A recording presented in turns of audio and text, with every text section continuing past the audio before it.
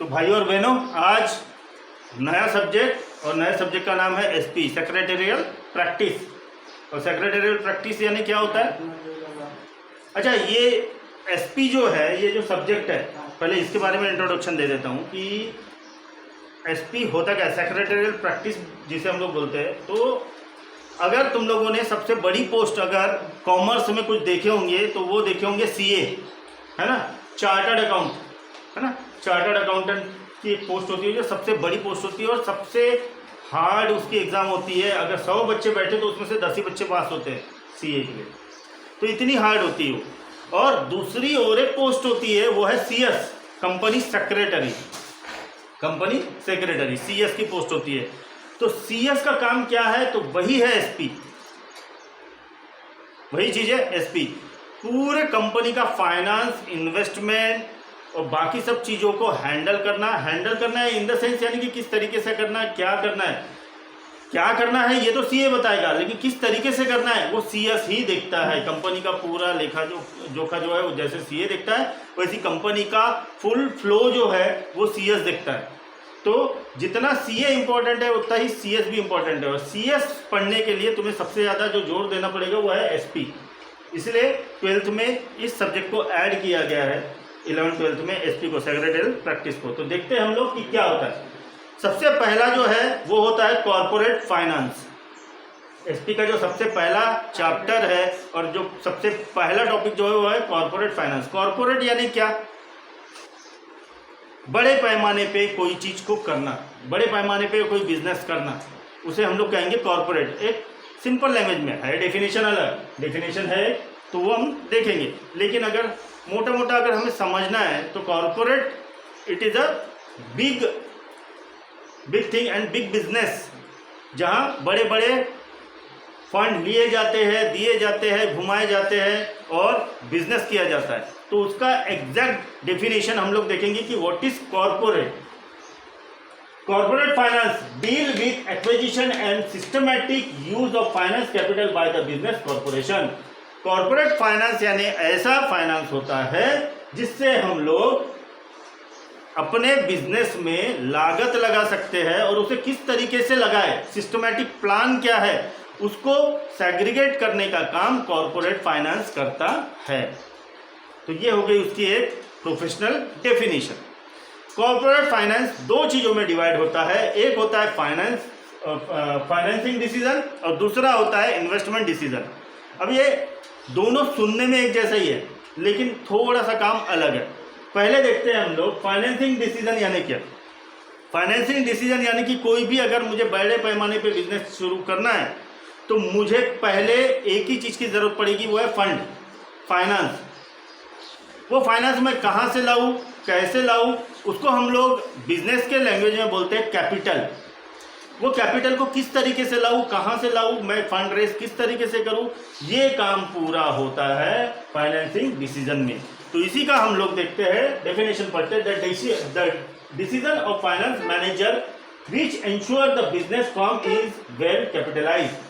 Finance manager एक होता है कंपनी का, उसका काम क्या होता है कि ये बिजनेस को स्मूथ चलाने के लिए मुझे फंड की आवश्यकता है, वो फंड को मैं किस तरीके से अपने कंपनी में लाऊं ताकि मेरा बिजनेस प्रॉपर स्मूथ वे से चल सके। अब उसके कुछ की पॉइंट्स हैं जो मैंने बनाया हूँ। राइट अमाउंट ऑफ कैपिटल, एक राइट अमाउंट ऑफ कैपिटल यानी कि फंड की ज़रूरत पड़ेगी मुझे अपना बिजनेस स्टार्ट करने के लिए। तो मैं पहले एनालाइज करूंगा कि मुझे कितने फंड की ज़रूरत है और वो फंड मैं एज ए कैपिटल अपने बिजनेस में लगाऊंगा। दूसरा है right combination of depth and equity. ये डेप्थ और इक्विटी, ये चीज़ याद रखना, ये पूरे 12वीं तक के तुमको डेप्थ और इक्विटी ये दिमाग में डालना है। डेप्थ और इक्विटी यानी कि तुम्हारे पास जो मौजूद है वो चीज़ें, और डेप्थ यानी जो तुमने उधार लिया है या तो उधार दिया है। डेप्थ के दो मीनिंग होते हैं, उधार लेना भी होता है, उधार देना भी होता है, तो वो हो गया डेप्थ। और इक्विटी यानी जो तुम्हारे पास धरोहर है, जो पहले से मौजूद है, उसे कहेंगे हम लोग इक्विटी। तो ये कॉम्बिनेशन जो है इसका प्रॉपर होना चाहिए। मान के चलो कि मैं कोई बिजनेस, बड़ा बिजनेस शुरू कर रहा हूँ, तो जितनी धरोहर मेरे पास थी, जितना फंड मेरे पास था उतना तो लगाए, और मैंने मार्केट से पैसा भी लिया हूँ। तो जो मेरे पास का जो पैसा मैंने लगाया हूँ कैपिटल के रूप में, तो उसे मैं कहूँगा इक्विटी। क्या कहूँगा? इक्विटी, और दूसरा डेब्ट जो है जो मार्केट से मैंने पैसा उठाया हूँ। तो ये होता है फाइनेंसिंग डिसीजन के की पॉइंट्स। और तीसरा है मल्टीपल चॉइस ऑफ सोर्सेस। अब जब भी मैं मार्केट से पैसा उठाता हूं तो मेरे पास मल्टीपल चॉइस होते हैं कॉर्पोरेट फाइनेंस को बढ़ाने के, जैसे कि लोन है ना, कॉर्पोरेट सेक्टर का फाइनेंस लोन होता है, वो ले सकता हूं। फंड रेजिंग कर सकता हूं पब्लिक में, मैं शेयर आईपीओ के रूप में मैं शेयर लॉन्च कर सकता हूं जिससे फंड रेज हो सके, या मार्केट से या पहचान वालों से मैं पैसा उठा सकता हूं, या तो कोई प्राइवेट सेक्टर प्राइवेट फर्म जो होती है वहां से मैं पैसा उठा सकता हूं। तो मल्टीपल सोर्सेस है अपने बिजनेस को शुरू करने के लिए, कैपिटल अरेंज करने के लिए। ये हो गया फाइनेंसिंग डिसीजन। अब इन्वेस्टमेंट डिसीजन, देखो पैसा तो आ गया कंपनी में, लेकिन अब कंपनी को चलाने के लिए वो पैसा कहाँ यूज़ करना है, कैसे यूज़ करना है, वो पैसे को फ्लो किस तरीके से करना है, ये हमें आना जरूरी है। तो उसके लिए होता है investment decision. Investment decision refer to decision regarding utilisation of fund raised by the company और बिजनेस फर्म। जो पैसा हमारे कंपनी में आ गया है, अब उसे किस तरीके से और कहाँ लगाया जाए हमारे कंपनी में, इसे ही कहते हैं इन्वेस्टमेंट डिसीजन। इसके कुछ की पॉइंट्स है। इसके की पॉइंट्स ये है, सिलेक्शन ऑफ एसेट। जब भी हम लोग कोई एसेट यूज करते हैं, सिलेक्ट करते हैं, अब एसेट यानी क्या, ये भी दिमाग में डाल लो, क्योंकि ये भी 12वीं में पूरे साल भर एसेट सुनने मिलेगा। एसेट यानी क्या, जो तुम्हारे मालिकी हक है जो चीज़ों पे। अब इसमें तुम्हारे रिसोर्सेस क्या क्या आते हैं, तुम्हारे एम्प्लॉय, ये भी तुम्हारे एसेट है, क्योंकि ये तुमको कमा के दे रहे हैं, तो ये तुम्हारे एसेट है, क्योंकि तुम उनको पेमेंट दे रहे हो, उनको फीस दे रहे हो चीज़ों की, है ना। तो ये हो गए तुम्हारे एसेट। जो तुमने इक्विपमेंट खरीदे हैं कंपनी के लिए, वो हो गए तुम्हारे एसेट।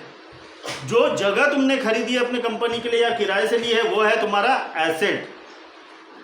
जो कंपनी का नाम तुमने रखा है और उसको तुमने कॉपीराइट करके रखा है, ट्रेडमार्किंग करके रखा है, जिसे हम लोग कहते हैं गुडविल, वो है तुम्हारा एसेट। ठीक है। तो सिलेक्शन ऑफ एसेट, जब भी हमें कहीं कंपनी में पैसा लगाना है तो हमें सबसे पहला पॉइंट यही देखना पड़ता है कि हम जो एसेट ले रहे हैं वो हमारे कंपनी के लिए सूटेबल है या नहीं। अगर एम्प्लॉय की बात करें तो हम लोग अगर कोई पर्टिकुलर पोस्ट के लिए एम्प्लॉय ले रहे हैं तो हम ये देखेंगे कि वो पोस्ट के लिए वो बंदा कैपेबल है या नहीं।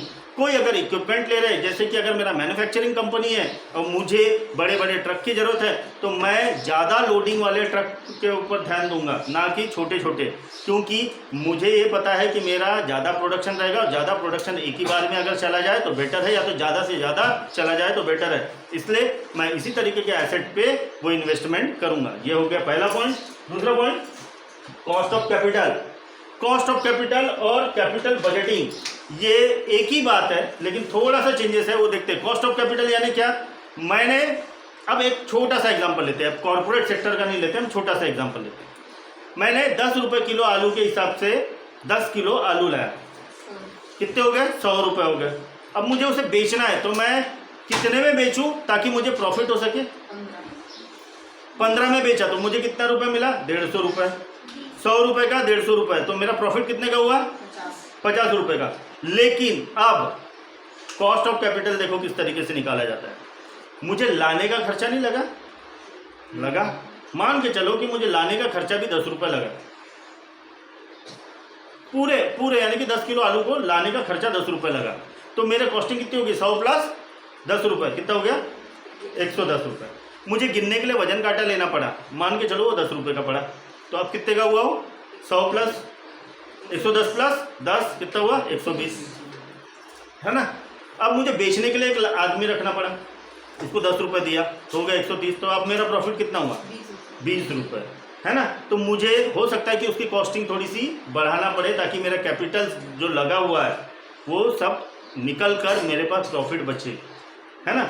हम सिर्फ ये मोटा मोटा देखते हैं, देखिए इसलिए मालूम है क्या, प्रॉफिट को 2 चीज़ों में गिना जाता है, ग्रॉस प्रॉफिट और दूसरा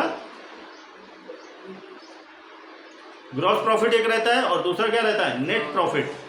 ग्रॉस और नेट, ग्रॉस यानी मोटा मोटा, तो जैसे कि बोला था 100 रुपये में लाया आलू, 150 रुपये में बेचा, 50 रुपये का प्रॉफिट हुआ, it is called a gross profit. Net profit यानी क्या, उसमें जो मुझे खर्चे लगे वो खर्चों को भी अगर निकाल दूँ तो अब मेरे पास 20 रुपये बचे, तो वो मेरा नेट प्रॉफिट है कितना, 20 रुपये, है ना।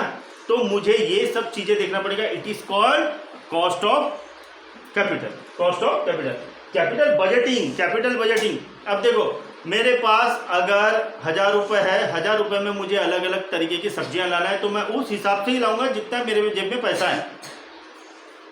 1000 रुपये तो मैं 2000 की सब्जियां नहीं लाऊंगा। मैं क्या करूंगा, 1000 रुपये में जो जो सब्जियां जितनी आती है और जो ट्रेंडिंग में है, जो ज़्यादा बिकती है, वो सब्जियां ज़्यादा लूँगा, है ना। और जो जल्दी ख़राब ना हो वो सब्जियां ज़्यादा लूँगा, है ना। तो उससे क्या हो जाएगा, मैं अपना बजटिंग प्रॉपर कर सकता हूँ जितना अमाउंट मेरे पास है। तो इसी का आ जाता है कैपिटल बजटिंग। जितना कैपिटल मेरे पास है वही बजट के हिसाब से मैं चलूँगा। अच्छा, ये बजट निकाल के कौन देता है? अगेन हम लोग आते हैं, जो कॉमर्स की जो सबसे बड़ी जो पोस्ट होती है वो होता है सीए।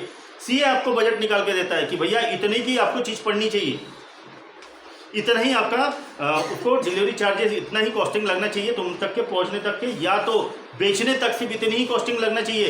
तो ये बजटिंग बड़ी इंपॉर्टेंट होती है। अगर बजटिंग, कैपिटल बजटिंग अगर प्रॉपर नहीं किए तो हो सकता है आपने 200 रुपये का माल लाया और बेचे 100 रुपये में, 100 रुपये का नुकसान हो गया तुम लोगों को। तो ये चीज़ ध्यान में रखना चाहिए। तो वही पॉइंट्स आते हैं इन्वेस्टमेंट डिसीजन। फिर से और एक बार रिकॉल कर लेते हैं। कॉर्पोरेट फाइनेंस, फाइनेंशियल डिसीजन, इसके 3 पॉइंट्स है। Right amount of capital, right combination of डेब्ट and equity, multiple choice of sources. Investment decision, इसमें 3 पॉइंट्स है। Selection of asset, cost of capital, capital budgeting, ठीक है। और ये 2 मार्क के लिए पूछता है, what is corporate finance and give it point and explain it point. इस तरीके से भी लिखा तो इसके 2 पॉइंट है, फाइनेंशियल डिसीजन और इन्वेस्टमेंट डिसीजन। अगर तुमने इतना इतना भी लिख लिए, ये 2 मार्क परफेक्टली 2 मार्क मिल जाएंगे। इसलिए मैं हमेशा एक ही चीज़ बोलता हूँ कॉमर्स स्टूडेंट को कि हर एक चीज़ को की पॉइंट में बदलो और उसे लिखो, तो आसानी चीज़। जो हम लोग बोलते हैं समराइजेशन, तो समराइजेशन से हमारा क्या होगा कि हमें याद भी रहेगा और लिखेंगे तो मार्क भी प्रॉपर मिलेंगे। समझ में आया? चल, फिर इसी में हम लोग आगे के वीडियो में देखेंगे कि व्हाट इज़ फिक्स्ड कैपिटल क्या होता है और कैपिटल क्या होता है, वो चीज़ देखेंगे। एसेट क्या होता है, फिक्स्ड एसेट क्या होता है, एक्सपेंडिचर क्या होता है, ये सब चीज़ें हम लोग देखेंगे इसके अगले वीडियोस में। और वो होता है 1-1 मार्क का, या तो ऑब्जेक्टिव में पूछा जाता है या 1-1 मार्क के क्वेश्चन में पूछा जाता है। तो हम देखेंगे अगले वीडियो में।